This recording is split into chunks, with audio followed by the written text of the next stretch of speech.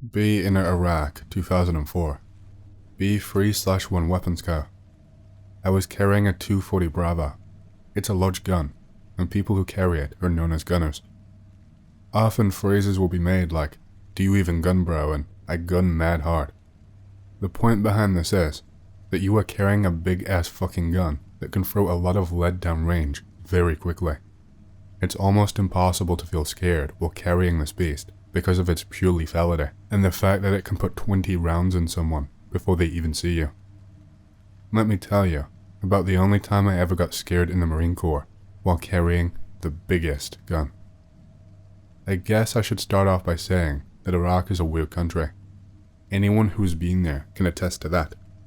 There are a million things that work differently than in our comfortable first world countries, and some of those things can be terrifying. The way they shit, for example. The moment I arrived in Fallujah, the first thing I noticed was the smell. Large trenches, 3 feet wide, and stretching the length of the entire road, were filled to the brim with shit. Very different indeed. It was day 1 of Operation Phantom Fury, and my fire team was tasked with clearing the far left column of the city, and it was known for being heavily occupied with lots of foreign fighters and included a shopping mall that a platoon element would clear. We cleared the first 2 houses easily, no occupants. The third building was the shopping mall. It was nothing spectacular. It was like any other shopping mall, except for the Arabic lettering and portrait of Saddam in the center. The point man shot the glass door open, because he could not kick the lock out, and we were in. "Lieutenant Corporal Hicks, take your fire team and clear the bottom level." I, Sergeant Quinn, my lance coolly said back. The doors to the basement were padlocked, and they were wide double doors made of thick metal. A saw to the lock, and we opened the door. That was the first time I ever smelled death. Pure blackness greeted us. Torches on, Lieutenant Corporal Hicks says as we switch on our flashlights. "Anon, keep that gun up and finger on the trigger. I don't give a shit about trigger discipline right now." "Aye, Senior Lance," I said. We went down the stairs, guns up, and pumped up to shoot some motherfuckers, like we were all waiting to do. About 15 steps later, we hit the bottom floor, and I immediately hear the sound of running footsteps to my left. "Left side," I scream, as everyone levels their weapons into the now illuminated basement. Nothing. Literally nothing. The footsteps stopped, and we maneuvered our way left. The power had been knocked out days beforehand, but our flashlights did a decent job of illuminating the area. It was a large area devoid of everything, except a desk with a laptop with papers strewn about on it and a closed door on the right wall. The laptop and papers are considered not to be fucked with by infantry, so Lieutenant Corporal Hicks called out to our private, fresh out of SOI West. "Private Fitch, go grab that 18 Foxtrot upstairs and tell him to come down here." "Aye, Lance Corporal," he says, and goes up to retrieve the Special Forces soldier in charge of intel gathering. As we wait for our Special Forces intel sergeant, we go over to the door and stack up. Lieutenant Corporal Hicks is our point man. He motions for a bang and clear, so he kicks the door in and I throw it in there. Both. We enter the doorway and are met with the most terrifying thing I have ever seen. Very quickly, I see a figure run in front of me with no goddamn head. Everyone else had seen him too, because we all lit everything the fuck up as soon as we saw it.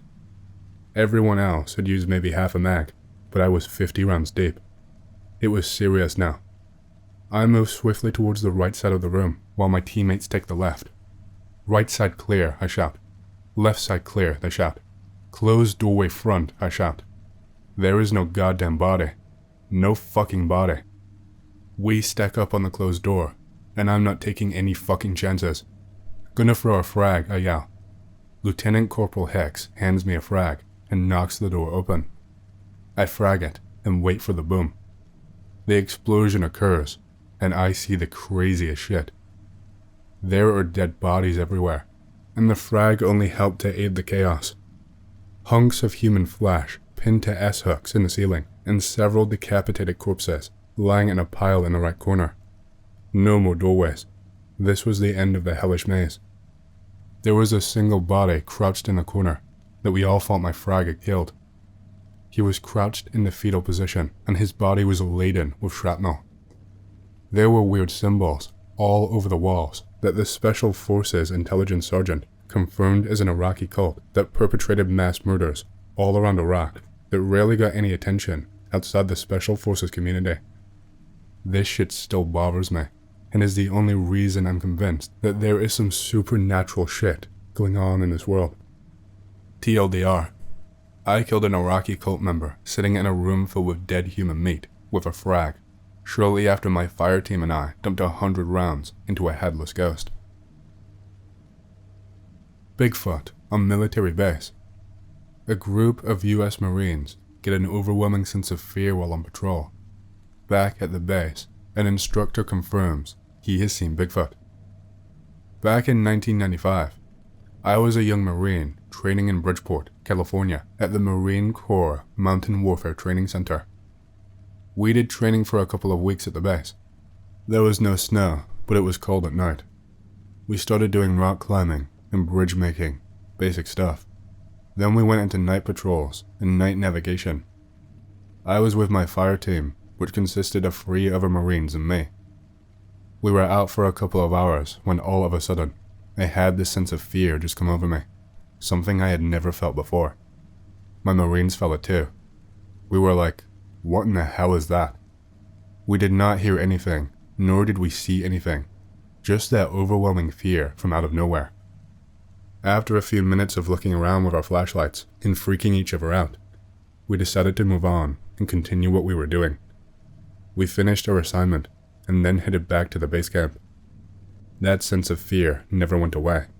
It was with us for the remaining 4 hours it took us to complete what we needed to do. As we got to base camp, the feeling went away. At the time, I shrugged it off, as we just got spooked, and being around everyone else made us feel better. Towards the end of our training, we were offered liberty in Reno. I, of course, was broke, so I stayed on base. We slept in large GP tents, and a few of us stayed back. One night, we were outside, just enjoying the night with one of the base instructors. He was stationed there, and had been there for 2 years. Then, in the distance, we heard something howl. It didn't sound like a wolf, but more like a yell. It was loud, but we could tell it was far away. I asked the instructor what the hell was that. He did not say anything at first. He just looked at us, then said, it was a Bigfoot. One of my friends chuckled, but I did not think it was funny, because of the look on his face. I spoke with him later in private, and he told me he had seen them more than once on the base, and was told not to talk about them. That was all that happened, but I did not put the fear I felt on the mountain in the same category as Bigfoot until later. I work at the US Air Force's SCRE school. I've spent a lot of time in the woods. I have some stories to share. In core survival skills training phase, basically, you practice core survival skills like firecraft and shelter building for 9 days straight with little sleep. Day 6, finish tasks at 2 a.m. Have to be up at 6, try to get some sleep. 3 a.m, wake up, have to shit now. Already in running shorts, put on boots, grab towel and headlamp. Get out of shelter, run a few 100 feet deeper in the woods. Dig hole real quick, sweet release. Damn near fill the hole up. Cover shithole, start making my way back to my shelter. It takes way longer than it should. Walk past the same tree 3 times. What the fuck? Suddenly get this really uncomfortable feeling. Look over my shoulder. There's a light floating about 50 yards behind me and to my left. It's about waist level, flickering, and kind of a yellowish glow. No, it's not a headlamp. Hope it's someone in my class who made a torch or something. Who's there? Nothing. Hairs on neck stand up. Come on, dude, who are you? Feel this pressure in my ears. The best I can describe it is by comparing hearing someone talk to hearing really low-end bass. But what I was experiencing was like lower than low-end bass. Pressure fluctuates, like I'm hearing, more like feeling with my ears, something from this light. Turn my headlamp up. Everything about 15 feet away from the light lights up, but the area around the light itself is dark. Pressure increases. Now it hurts. eyes watering and vision blurs/shakes. Turn around and sprint out of there. Take 5 steps. Turn. My shelter is right there. Look over my shoulder. Nothing. Don't sleep for the rest of the night. In the morning, getting gear inspected. Realize I don't have my trowel. It's right where I left it last night. During some downtime, start telling story. Teammates say it was a dream. One of our instructor cadre comes over. Oh, so you met Lantern Man.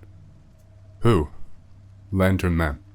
He was a homesteader who came out here to help build the railroad. Got lost one night and died. Now he just wanders around with a lantern trying to get home. Don't worry about him. He doesn't hurt anyone. Doesn't make me feel any better. Spend the rest of the phase of training delirious, but so was everyone else. Other people started phasing around in the woods, but that was probably just sleep deprivation. More on Lantern Man later. Later. Still unsettled about Lantern Man. Chalk it up to sleep deprivation.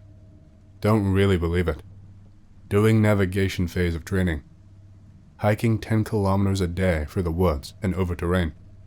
Going all over the place. One of our waypoints is called Dead Man's Cabin or Haunted Leap or something like that. Feel uneasy, but fuck it. I am tough. Find out we're sleeping there. Spooked, but fuck it. I am tough. 2 a.m. Wake up. Have to shit. Crawl out of shelter in boots, shorts, with headlamp, trowel, TP, and compass. Walk 10 yards away. Make sure to turn around and look at my shelter. Make note of heading on the compass so I can get back easily, and because it's navigation phase, and this is all I've done all week. Start walking. Take pace count. Find tree right on route of travel. Shit. Finish up. Start making my way back. Know I need to walk 150 yards, plus or minus 10 yards, on a heading of 245 degrees or whatever. Basically, I know where I need to go, exactly. Start walking. Walk 100 paces. Check compass. Still on the right heading. Walk 40 more paces. Walk 10 more. Walk 10 more. Walk another 10. Nothing. Look around. Still nothing. Stop. Recheck my steps. Everything checks out. No shelter in sight. Notice a tree I had already passed.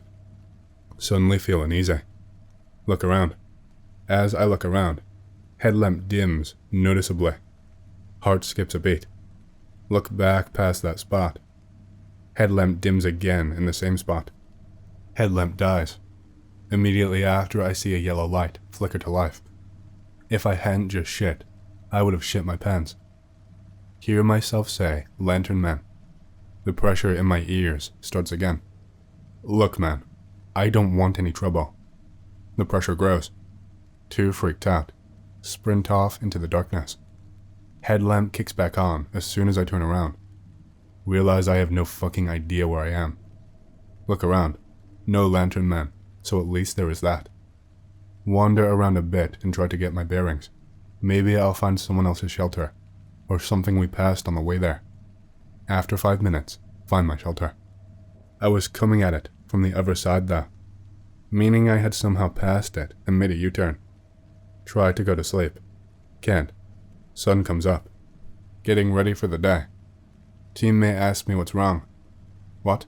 Nothing. You're covered in blood. Grab signal mirror. Dried blood from both of my nostrils and out my ears. Medics get called.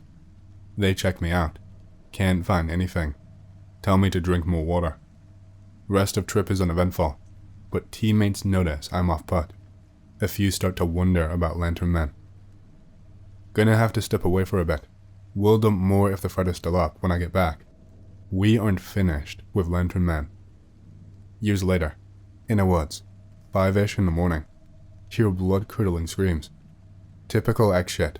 Not a deer, not a moose, not a cougar, not a bear, not a wolf, and not a human. Hear what sounds like a boulder crashing through the woods. Hear a deer scream, moan. Way too close to me. Stay where I am until sunup. Go check out what happened. Find pick related. Nope. Gather students. Tell them to pack their shit up and that we are moving camp. It was probably just a bear or a cougar or something, and I just misheard it, but it freaked me out enough to not be able to get past it quickly. A few months after last Lantern Man story. Graduated, now teaching students. Pretty easy mostly, teach the same stuff every week. A few days in, one student clearly has not slept. Ask what's wrong, expecting the usual, the woods are scary, or I miss society, my spouse, my kids, whatever. They tell me how a few nights ago they got up to take a shit, got lost, saw what they thought was a lantern, went toward it, saw some real ghost shit, and spent the next hour running away and looking for their shelter. Blood runs cold. Oh yeah, that probably was a ghost, haha. No, seriously though. Sometimes the moonlight reflects off dew, and it can look like a real lantern. It's weird, but I would not worry about it. Fucking worry about it. Choose to sleep near my students that night. 2 a.m. Have to piss. Start to get up. Have a bad feeling. Stick dick outside shelter and let it rip. Now have to shit. Get the usual stuff. Go find a tray. On my way back, get the same feeling as before. Look over. See the glow. Blood runs cold again. Look, dude, we can't help you. I feel him staring through me. We can't help you, but we don't want to hurt you. The pressure in my ear starts. I can't understand you, but say what you need to say. Pressure continues. Suddenly it stops. Lantern light fades. Heart starts beating again. Hairs on neck lay down. Go back to my shelter. Find it without getting lost. Lay down. Think for a while. Feel like we've made peace with each other. Haven't seen him since. Pick related kind of looks how he looks, but imagine it darkening toward the light with barely an outline of a person. Another time. Bedding down for the night. Take inventory of my stuff. Realize I left my compass in another instructor's camp. God damn it. Get dressed. Hit the trail. His camp is like a half-mile away. Hit the trail. Wind shift. Start to smell something funky. Can't figure out what it is, but it is fucking pungent. Keep walking. Headlamp catches something about 2 feet above head level, just as I pass behind a thicket. Emerge, and look toward where I saw something. Freeze. See a deer head, tongue out, 7 or 8 feet in the air, arms held aloft like an airplane. Some skin remaining, but the spine clearly showing through. Come fucking close to shitting my pants. Look back at it. It's dead.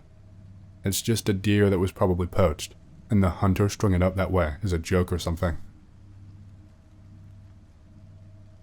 I was stationed in a disused military base that was about to be decommissioned. I and my fire team was billeted in the former NCO's quarters. The room itself was very basic, as one can imagine from an early to mid-1900s military base that was in disrepair. The layout of the room was as pictured to the left. This occurred from roughly midnight onward. I woke up suddenly, and had no reason to do so. No dream, no need to urinate, nothing. As I woke up, I saw from my position the shadowy outline and filling of a humanoid figure of approximately 6'6" and at least 260 pounds, if this were a human male. From the outline I could deduce that he was wearing fatigues and a beret. I say he, because of the entity's height and stature. The lights in the billet were off, and the only light was from the moon, as shown in the picture. He was in the brightest illumination of the moonlight, and thus obviously not a shadow cast from outside, as previously there had been none. It also is not possible that he was an internal shadow, as everything was stored either in footlockers or deployment bags, none of which are tall enough or even the correct shape. The figure stood over my friend's bed for hours and hours. I was just frozen in fear. I couldn't even make a sound. All of a sudden, at around 6 o'clock, before everyone awakened for parade, it vanished. And when I say vanished, I don't mean like a shadow diminishing. Just one moment there, gone the next. Any ideas? Be me. Year 2001 to 2002. Age 11 to 12. At church camp, way in the boonies of NC. I'm from VA. All of the kids, adults, and teenager counselors eating dinner in the main hall of the church/lodge. It is around 7 p.m. or so. All of a sudden, super loud jet noise. At least 2 or 3 rounds of it in a 30-second lapse. Kids and me are all like, what the fuck? Been there summer before, and this summer, and there was never any jet or plane noise. Older people tell us kids and counselors to sit tight and don't leave the lodge. A few of them get in a truck outside and drive toward the fields. Camp complex is surrounded by huge fields and woods. Like an hour goes by. Dark now. Group of kids start getting called to their lodges for bedtime finally. Lots of hush-hush talk going on amid the older people. Group of kids I'm in take our turn to go to our bunks. Pitch black outside except for a floodlight at the top of the main lodge. Look up to starry night sky. See 1 orange and 1 purple orb as bright as stars. Jet noise starts to swell up again, as if jets are close. Counselors usher us quickly to the bunk lodges. Everyone up basically all night, looking through the windows, trying to catch glimpses of the orbs. All the while, jet noise and helicopter whirring till like 2 to 3 a.m. Next day, all the parents come and pick up their kids early. No one would tell any of the kids what was going on. My face when military exercise or some kind of UFO encounter. Camping in woods with friends. Had been camping and fishing out deep in the forest with my dad before, but this time was in shallow forests on an AF base. Most of us were in Boy Scouts, so we weren't completely stupid and clueless in the forest. Not that there was any real danger to begin with. About 4 p.m. Nightfall happens around 5 or so. Things are already getting hard to see. Shit tent and non-functional campfire perched near a clearing. Hear footsteps crinkling in the distance, not too far away. See a man in a suit standing in the center of the clearing, surveying it. Stands there for about a minute until 2 other men arrive. Both dressed in slim blue airman uniform. One has a rifle slung around his back. We were able to pick out some of the conversation very loosely, but for the most part, it was entirely incomprehensible. Man in suit yelled at the airman with rifle about not doing his job, something or other about shifts and patrol. When the men first came out, we were more interested than anything, but after the guy with the gun showed up, it was a lot less fun. Too scared to leave the tent, go to bed several hours later, pack up next morning, and leave without anything happening. Next day, notice an unusual amount of military police. Police cars are far less common than in any normal city. One of my friend's dads got handcuffed while on a bike ride in the forest that we set up camp in. Heard a year later that guns went missing from a storage unit or something like that, and some guy awaiting court went missing that same day. Entire event was talked about, but kept strictly under wraps. No official information publicized. Nothing too interesting or paranormal, but it would have been cool if me and my idiot friends became victims of a gunman who fled into the woods, on a military base, no less. The mysterious Hellhound of World War I. War brings with it horror. The battlefields of World War I were no exception, and the trenches here may as well have been meat grinders, as they swallowed countless souls in an orgy of blood and death. However, the ever-present threat of death from the enemy was not always the only horror that lied in wait within the labyrinthine trenches of the war. From the fog of blood, brutality, and violence of the World War I trenches comes the bizarre story of a mysterious and deadly creature that was said to prowl the danger-ridden no-man's land during fierce fighting during the Battle of Mons. The Battle of Mons was so named for the small Belgian village of Mons, which was to become the scene of vicious fighting between British and German forces. In 1914, German troops had occupied Mons, and the British, in what was their first foray into battle during World War I, valiantly marched in to try and liberate it. The British were heavily outnumbered, and quickly sustained a large amount of fatalities against the punishing German onslaught. The battle devolved into perilous trench warfare as the tenacious British forces dug in and continued the fight, with both sides ravaging the other with artillery fire, machine gun batteries, and constant, tedious shooting, as well as even barbarous hand-to-hand combat in the blood-soaked mud of the trenches. Between the trenches of the two enemy sides was what is referred to as the no man's land. This term was mostly used in World War I and refers to the disputed area that lies between the trenches of two enemy sides that both lay claim to, but are afraid to move into openly out of fear and uncertainty about what will happen if they do. No man's lands were typically heavily defended and fortified on both sides, and any movement into them typically resulted into a pulverizing rain of weapon fire, thus ensuring that these zones become barren wastelands where no one dared to tread. The only time anyone ventured into the no man's land was during efforts to gain ground on the enemy, when retreating, or for the purpose of collecting wounded after an attack. These were horrific pathways through hell itself that were often crisscrossed with snarled webs of barbed wire and dotted with rudimentary landmines and the mangled bodies of those not lucky enough to make it across. Michael Morpurgo described a typical no man's land scene in his book, Warhorse, thus: I stood in a wide corridor of mud, a wasted, shadowed landscape, between two vast unending rolls of barbed wire that stretched away into the distance behind me and in front of me. I remembered I had been in such a place once before, the day when I had charged across it with top form beside me. This was what the soldiers called no man's land. It was the no man's land at the Battle of Mons that spun the story of a mysterious beast that stalked the edges of barbed wire and did not hesitate to slaughter both British and German soldiers alike. An enormous hound that came to be known as the Hound of Mons. The tale of the Hound of Mons was originally brought to public attention in 1919 by a Canadian war veteran by the name of F.J. Newhouse, who brought back the gruesome tale from the battlefield. The story was originally published in a 1919 edition of the Ada Evening News from Oklahoma, but was soon picked up by other publications of the time. According to the account, the incident started when a Captain Yasks and 4 men of the London Fusiliers braved the perils of no man's land in order to carry out a patrol of the area. The patrol never returned. This was not strange in and of itself. Remember, this was a bloody battle during World War I. But when the bodies of the men were found several days later, it was discovered that something had ripped their throats out and left gaping teeth marks upon the corpses.